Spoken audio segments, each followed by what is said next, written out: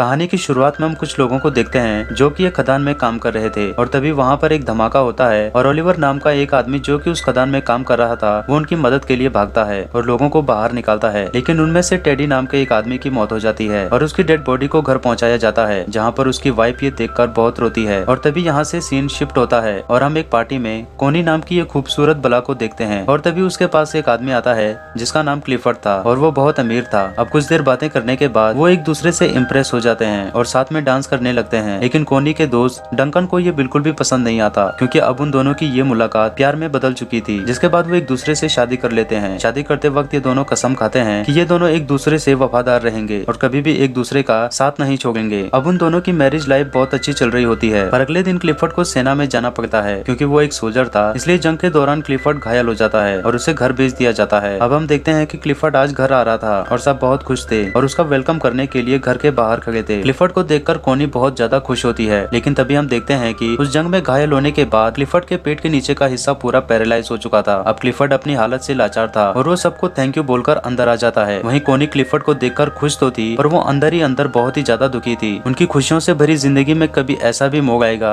ये उसने कभी सोचा नहीं था। इसी बात से दुखी होकर क्लिफर्ड खुद को मारने की कोशिश भी करता है पर कोनी उसे रोक लेती है। वो उसे विश्वास दिलाती है कि वो हमेशा उसके साथ रहेगी। अब इसके दूसरी तरफ हम ओलिवर को देखते हैं जो कि अपनी मंगेतर को लेटर लिख रहा होता है कि इस बार वो किसी खदान में काम नहीं कर रहा है बल्कि इस बार वो जंग में है। फिर कुछ दिनों बाद जब ओलिवर छुट्टी लेकर घर आता है तो वहाँ पर वो अपनी मंगेतर को किसी दूसरे आदमी के साथ देख लेता है और उससे बिना मिले ही वहाँ से चला जाता है। फिर कुछ दिनों बाद ओलिवर काम मांगने के लिए क्लिफर्ड के पास जाता है। इसके बाद जब क्लिफर्ड उससे बात कर रहा था तब उसे पता चलता है कि ओलिवर भी उसी जंग में उसके अंडर काम कर रहा था। क्लिफर्ड इससे काफी इम्प्रेस हो जाता है और ओलिवर को उसके पक्षियों का ख्याल रखने का काम दे देता है। अपाहिज होने की वजह से क्लिफर्ड अपने लिए एक गाड़ी खरीदता है और जब वो उसमें बैठकर घूमता है तो उसे लगता है कि मानो उसके पैर वापस आ गए हों। फिर एक दिन वो कोनी के साथ ओलिवर के पास जाता है जो कि जंगल में बने एक कॉटेज में रहता था और पक्षियों की देखभाल करता था। वहाँ पर पहली बार कोनी ओलिवर को देखती है, जिसे देखते ही वो उससे प्यार कर बैठती है। फिर वहाँ से वापस आते वक्त कोनी ओलिवर को इशारा देती है लेकिन ओलिवर उसे समझ नहीं पाता। फिर अगले दिन एक मेड कोनी के पास आती है और कहती है कि ओलिवर अपने कॉटेज की चाबी मांग रहा है, तो कोनी खुद उसे वो चाबी उसके पास देने के लिए चली जाती है। फिर जब वो ओलिवर के पास पहुंचती है तो ओलिवर उससे ठीक से बात नहीं करता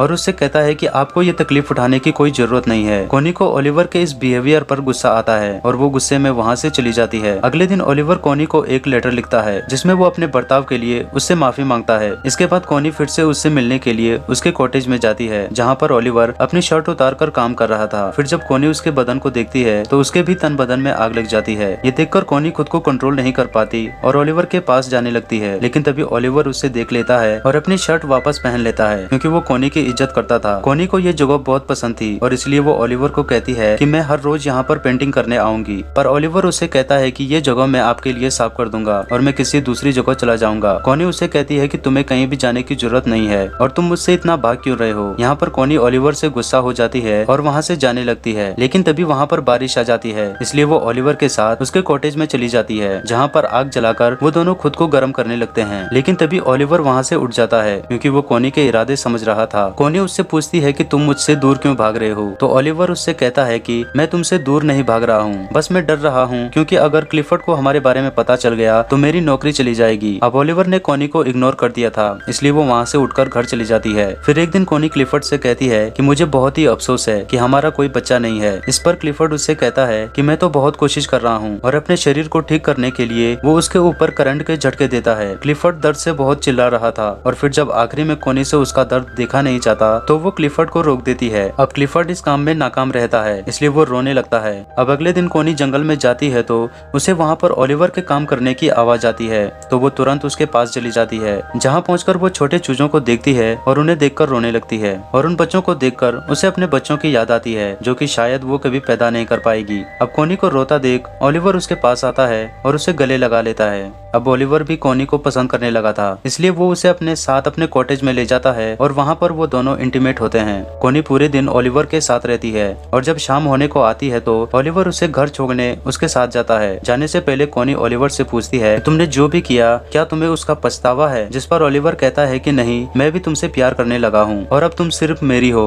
उसी रात बहुत तेज तूफान आता है और बादल गरजने लगते हैं। ओलिवर को कोनी की बहुत याद आ रही थी, इसलिए वो बहुत ज्यादा दारू पी लेता है। वहाँ पर कोनी की भी नींद उड़ चुकी थी और वो भी ओलिवर की यादों में सो नहीं पाती। वो खिड़की से ओलिवर के घर की रोशनी को देखती है और वो खुद को रोक नहीं पाती और दौड़ते हुए ओलिवर के पास चली जाती है। लेकिन तभी हम देखते हैं कि कोनी को जाते हुए उसके घर की एक मेड उसे देख लेती है। वहीं ओलिवर भी वहाँ पर कोनी का इंतजार कर रहा था और वो कोनी से कहता है कि मुझे नहीं लगता था कि तुम मुझसे मिलने आओगी। इस पर कोनी उसे कहती है कि मैं कभी भी तुम्हें अकेला नहीं छोड़ूंगी और फिर वो दोनों वहीं पर इंटीमेट होते हैं। एक दिन क्लिफर्ड के घर पर एक पार्टी होती है जहाँ पर डंकन भी आया होता है। फिर क्लिफर्ड देखता है कि कोनी और डंकन साथ में डांस कर रहे हैं और उसे ये देखकर बिल्कुल भी अच्छा नहीं लगता। फिर अगली सुबह क्लिफर्ड कोनी से कहता है कि तुम्हारे लिए तुम्हारे पति से ज्यादा इम्पोर्टेंट एक बच्चा पैदा करना है। कोनी हमेशा से ही एक बच्चा चाहती थी और क्लिफर्ड को लगता है कि शायद इसीलिए कोनी डंकन के करीब जा रही है। पर इस बात से कोनी बहुत ज्यादा गुस्सा हो जाती है, जिस पर क्लिफर्ड उसे कहता है कि उसे इस बात से कोई फर्क नहीं पड़ता कि तुम किसी से भी अपना बच्चा पैदा करो, बस वो बच्चा मेरा होना चाहिए। अब इस बात से गुस्सा होकर कोनी ओलिवर के पास चली जाती है और उसके साथ इंटीमेट होती है। फिर एक दिन कोनी को पता चलता है कि वो प्रेग्नेंट है और वो इस बारे में क्लिफर्ड को बताती है। क्लिफर्ड ये सुनकर बहुत खुश होता है और वो कोनी से उस आदमी का नाम पूछता है, लेकिन कोनी उस आदमी का नाम नहीं बताती। एक दिन क्लिफर्ड ओलिवर से मिलने उसके पास जाता है और वो कोनी को भी उसके साथ चलने को कहता है। अब वो दोनों जा ही रहे थे कि तभी ओलिवर पीछे से आता है और कोनी को पकड़कर किस करने लगता है। अब वो दोनों किस कर रहे थे कि तभी क्लिफर्ड कोनी को आवाज लगाता है। दरअसल क्लिफर्ड की गाड़ी कीचड़ में फंस गई थी,